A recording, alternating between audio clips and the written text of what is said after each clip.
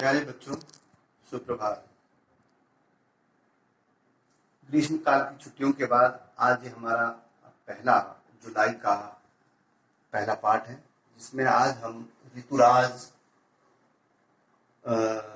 जो लेखक हैं उनकी लिखी हुई कविता कन्यादान पर चर्चा करेंगे। ऋतुराज 1940 में राजस्थान के भरतपुर में पैदा हुए और उन्होंने एमए की शिक्षा प्राप्त करी। उसके बाद वो लेखन में आ गए, हिंदी लेखन में आ गई और कविता लिखने लगे। उनका जो साहित्य है, अर्थात साहित्य बोले तो जो उन्होंने रचनाएं लिखी हैं वो आम आदमी को लेकर लिखी है। अर्थात जो आदमी समाज में हाशिए पर है, अर्थात समाज से निचले पायदान पर है, अर्थात जिनको समाज की सुविधाओं का लाभ नहीं मिल रहा, रोजी रोटी के लिए जो बेचारे तरस रहे हैं, जो हाशिए पर है, बाउंड्री लाइन पर है, उनकी समस्याओं को उभारा गया है। इस कविता में भी उन्होंने समाज में जो स्त्रियों की जो समस्या है, किस तरह से समाज स्त्रियों के रहने के, उनके जीने के मापदंड निश्चित कर देता है। जबकि लड़का लड़की दोनों साथ पैदा होते हैं, लेकिन लड़की के लिए अलग मापदंड स्थापित ये हमारा समाज करता है, जबकि लड़का के लिए कोई मापदंड नहीं है। उसका घर में आना, रात समय से ना आना या जब तब घर से बाहर निकलना, उस पर कोई रोक टोक नहीं होता। जबकि लड़की के लिए कई बंधन स्थापित करता है, कई प्रतिमान स्थापित करता है।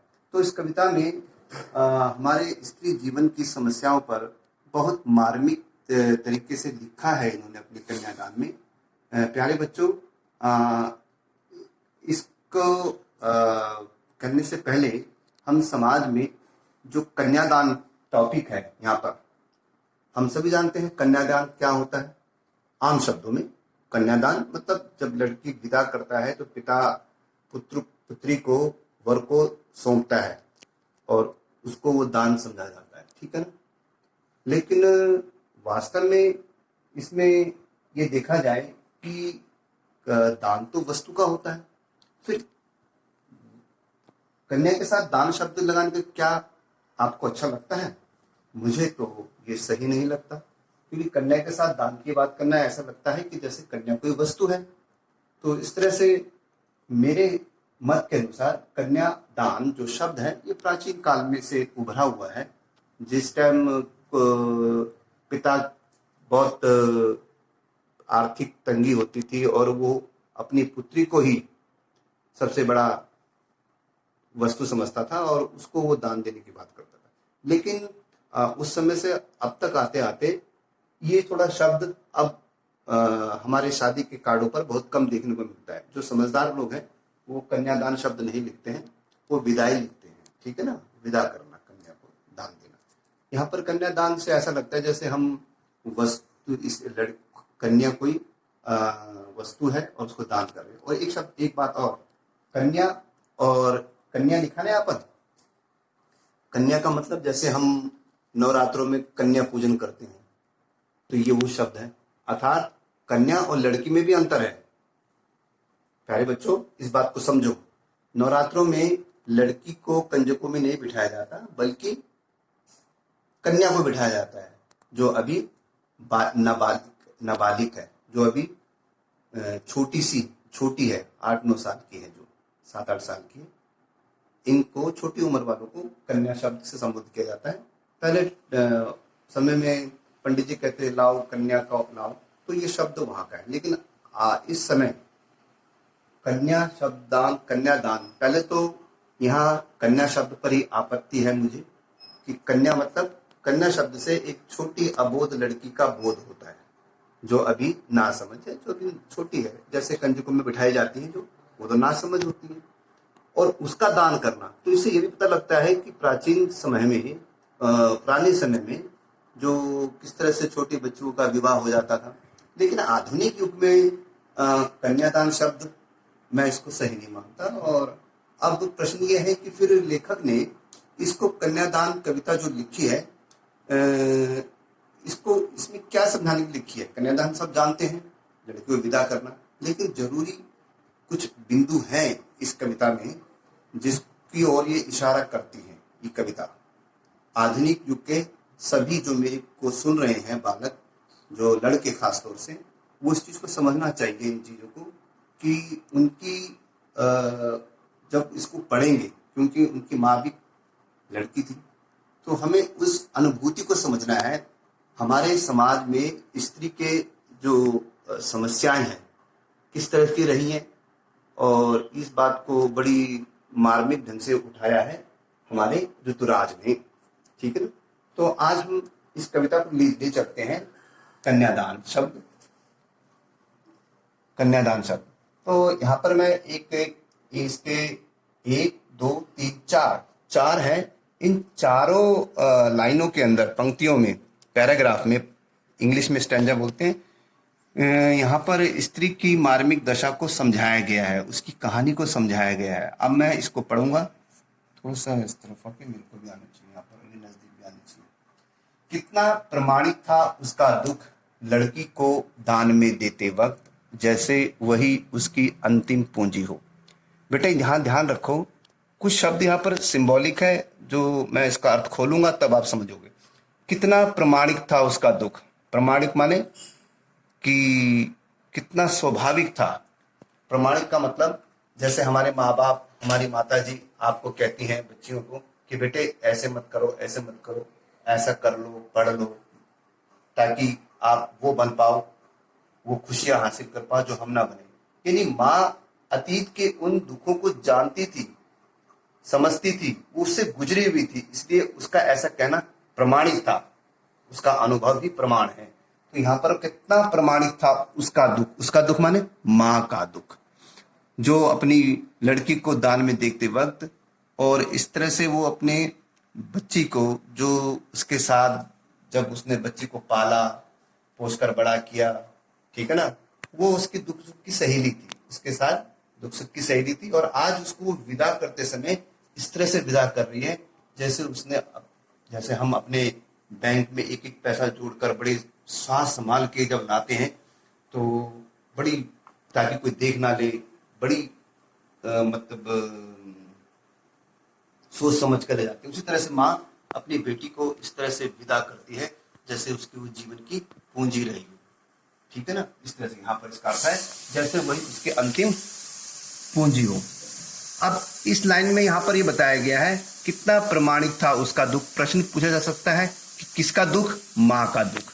माँ का दुख क्या था कि माँ ने अतीत में जो दुख तकलीफें झेली हैं, एक लड़की होने के नाते, एक महिला होने के नाते, वो नहीं चाहती थी कि मेरी लड़की भी वो झेले। इसलिए कितना प्रमाणिक था उसका दुख। जब वो लड़की को विदा कर रही थी तो उसके सामने वही चित्र उभर रहे थे जो जब वो कभी बहू बन के आई थी, कि किस तरह से उसके साथ जो हुआ उस तरह से। और ठीक है ना, विदा करते समय। तो अब वो एक माँ है, उसने जिस तरह, अब एक माँ है तो उसने जिस प्रकार अपनी लड़की को लालन पालन किया, पाल पोस कर बड़ा किया, उसके साथ में अपने दुख सुख से बांटे, आज वो विदाई के समय, उसको विदा करते समय उसको अंतिम पूंजी लग रही है, क्योंकि उस माँ ने उनको लालन पालन किया बच्ची का, और उसके दुख सुख की सहेली थी। वो सहेली बोले अब अकेली है तो माँ के साथ दुख सुख वही उसके जीवन का सहारा था। आज उसको बेचते समय दुल्हन के रूप में अपने घर बेचते समय ऐसा लग रहा है जैसे कि उसके जो जीवन की कमाई आज वो किसी को दे रही है। यहाँ पर इसका अर्थ है लड़की अभी सियानी नहीं थी, अभी इतनी भोली सरल थी कि उसे दुख का आभास तो होता था लेकिन दुख बांचना नहीं आता था। पाठिका थी वह धुंधले प्रकाश की, कुछ तुकों और कुछ लयबंद पंक्तियों की। इस लाइन के अंदर लड़की, इस लाइन के अंदर हमें बताती है कि जिस लड़की को माँ विदा कर रही है अभी वो, उसको घर गृहस्थी का ज्ञान नहीं है। यहाँ पर लिखा है ना, लड़की अभी सियानी नहीं थी, लड़की अभी सियानी नहीं थी, अर्थात वो अबोध थी। और इतनी अबोध थी कि उसको सुख का अनुभव तो होता था, लेकिन भाई कष्ट आते हैं, जो दुख आते हैं, उसको इस बात की समझ नहीं थी, अभी अकल नहीं थी। और ऐसी लड़की को, ऐसी बेटी को वो विदा कर रही थी जो अभी भोली थी, जिसको पता नहीं था कि जीवन, गृहस्थ जीवन क्या होता है, और उससे आने वाले दुख गृहस्थ जीवन के, उसको कैसे निपटा जा सकता है। माँ को ये इस तरह से कह रही है अपने इसमें। तो कवि कह रहा है लड़की अभी सियानी नहीं थी, अभी इतनी भोली सरल थी कि उसे सुख का आभास तो होता था। जैसे छोटे, अब वो सियानी थी, उसको थोड़ी थोड़ी अपनी अपनी उम्र की इस तरह की खुशियां उसको मालूम थी। अपने स्तर में खुशियां, जैसे किसी ने सूट दे दिया, पापा कुछ लिया है तो उससे खुश हो गई, ये सुख है उसके लिए। हमारा सुख क्या होता है, एक देखो, सुख की जो अनुभूति है वो हर एक उम्र के लिए अलग अलग होती है।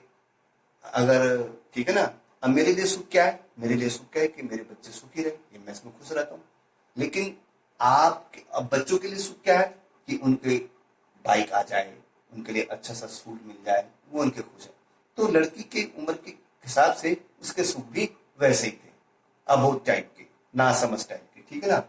उसको सुख का आभास तो होता था लेकिन दुख बांचना नहीं आता था। अर्थात जीवन में उसको ये नहीं पता था कि जब कोई कष्ट आते हैं, दुख आते हैं, तो उससे कैसे निपटाया जा सकता है। पाठिका थी वह धुंधले प्रकाश की, इस शब्द को ध्यान से सुनिए, ये महत्वपूर्ण है। पाठिका पाठिका थी वह धुंधले प्रकाश की, अर्थात अभी वह जीवन की पाठशाला में, मैंने बताया था ना, छोटी बच्ची जो हम कंजों में बैठाते हैं, और वो दिमाग में सोचिए, और सोचिए ऐसी बच्ची जब हम, वो कैसी रही होगी अभी। अर्थात पाठिका थी वह धुंधले प्रकाश के, अर्थात इस जीवन की पाठशाला में अभी वो अबोध थी, सीख रही थी जीवन के, ठीक है ना। इसलिए यहाँ कहा है पाठिका थी वो धुंधले प्रकाश की, अर्थात जीवन की इस पाठशाला में अभी वो जीवन को सीख रही थी, ठीक है ना। धुंधला प्रकाश मतलब जैसे छोटा बच्चे को आ बनाओ, उसको नहीं मालूम होता, हम उसे बनाना सिखाते हैं, सीखती है वो। तो इसलिए यहाँ पर भी वो बच्ची अपने व्यवहारिक जीवन में की पाठशाला में अभी बच्ची थी, सीख रही थी, इसको जीवन का ज्ञान नहीं था, और उस बच्ची था, ठीक है ना। कुछ तुकों और लयबद्ध पंक्तियों की, उसको कुछ तुकों और कुछ लयबद्ध पंक्तियों की, अर्थात उसको उतना ही बताया गया था जितना उसके उम्र के हिसाब से था। यहाँ पर लिखा है ना कुछ तुकों माने जो उसे घर में जो चीजें सिखाई गई थी, जो बातें बताई गई थी, वो उतना ही जानती थी, ठीक है ना। वो उतना ही जानती थी, उससे ज्यादा नहीं जानती थी। इसका अर्थ, भाव अर्थ ये है। तो इस लाइन में हमें लड़की के अबोध होने का और भोरी सरल होने का, यानी कि वो अभी समझदार नहीं थी, अभी छोटी उम्र की थी, और अभी जीवन की पाठशाला में सीख रही थी, जीवन जी रही थी, ठीक है। ये पंक्ति हमें बताती है, और इससे कई प्रश्न बन जाएंगे कि लड़की अभी सियानी नहीं थी, अभी कितनी भोली सरल। लड़की अभी सियानी नहीं थी, इसका क्या मतलब है कि अभी वो शादी लायक नहीं थी, ठीक, यही तो कहेंगे ना, ठीक है ना। और यहीं पर उसके दुख बात, तो ये सारा उसके अबोध जीवन को बताती हैं पंक्तियां। अगली पंक्ति में देखें, मां ने कहा पानी में झांक कर अपने चेहरे पर मत रीझना, आग रोटियां सेकने के लिए है, जलने के लिए नहीं। वस्त्र और आभूषण शाब्दिक भ्रमों की तरह बंधन है स्त्री जीवन के। तो बच्चों, यहां पर तीसरी पंक्ति में मां ने कहा पानी में झांककर, अब मां अपनी बेटी को क्या चीज समझा रही है। देखिए, पुराने समय में जब मां अपनी बेटी को विदा करती थी तो वो परंपरागत, जा बेटी हमारे घर में, मतलब वहां ससुराल में जाकर अपने घर की इज्जत रखना, देखना, सास ससुर की सेवा करना, जितने भी कष्ट हो लेकिन उसे चुपचाप सहना, बड़ों के मुंह ना लगना, ये एक आदर्श स्थिति बताती थी माँ, परंपरागत। तो आप किताबों में पढ़ोगे कि माँ का ये परंपरागत आदर्श जो ज्ञान है वो विदाई देते समय बच्चे को देखते थे। और कई बार तो ऐसे भी कहा जाता था कि बेटी यहाँ से तेरी डोली उठ रही है, अर्थी उसी घर से निकलनी चाहिए, ठीक है ना। तो ये पंक्तियां जब माँ कहती थी तो उस बच्चे के लिए एक वो बन जाता था कि मैं अपनी माँ की लाज बताऊं।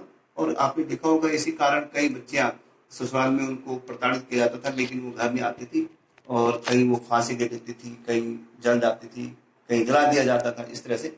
तो ये एक आदर्श स्थिति थी परंपरागत माँ की, परंपरागत माने ट्रेडिशनल मदर्स की, पहले वालों की। लेकिन अब तो आधुनिक युग है। तो वो क्या कहती है, माँ ने कहा पानी में झांक कर। माँ ने जब विदा किया तो पानी में झांक कर देखा और अपनी बेटी को समझाया, देख बेटी, ससुराल जारी है तो अपने को जरा शीशे में कमी देखना। यानी पानी का मतलब है अपनी सूरत शीशे में या पानी में कमी देखना। क्यों? चेहरे पर मत रीझना, ऐसा क्यों कहा माँ ने? ठीक है ना, माँ ने कहा कि चेहरे पर मत मत रीझना। यहां पर हम माँ के अनुभव की बात करेंगे। माँ ने अपने विगत जीवन में यही देखा था कि किस तरह से स्त्री को जो स्त्री की जो सुंदरता है वो उसके लिए बाद के लिए जंजाल बन जाती है, क्योंकि ये उसकी एक गरिमा भी है, लेकिन यही गरिमा उसके लिए एक बंधन का कारण बन जाती है। तो वो कहती है कि सतर्क रहना। सतर्क माने होशियार रहना, कि तू अपने चेहरे को देखकर खुश होती रहे, और अगर तेरे पे कोई विपत्ति आए तो उसको भांप लेना। तो उसको माँ ने कहा पानी में झांककर अपने चेहरे पे मत रीझना।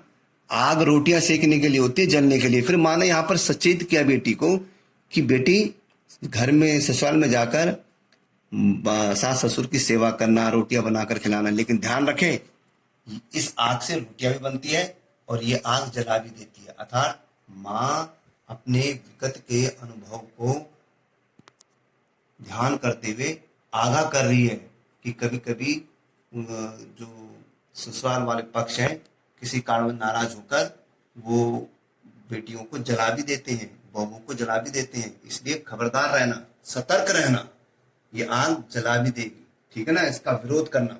आगे कहा कि जलने के लिए नहीं होती। वस्त्र, अब ये पॉइंट सुनिए जरा, वस्त्र और आभूषण शाब्दिक ब्रह्मों की तरह बंधन है स्त्री जीवन के। एक बात फिर सुनिए, माँ का मानना है कि स्त्री के लिए सबसे बड़ा जो खुशी का पल होता है, या तो उसके लिए जेवर या उसके लिए सुंदर कपड़े, इसी से तो खुश होती है ना। अगर आप ही को, आप भी एक लड़की हो, आपको कोई सूट दे दे, फर्स्ट क्लास से एक अच्छा सेट दे दे, कोई नेकलेस वगैरह का स्त्री को, तो वो फूल नहीं समाती, बहुत खुश होती है, क्योंकि वो उसके श्रृंगारिक चीजें हैं, उसको पाकर बड़ा आनंदित होती है।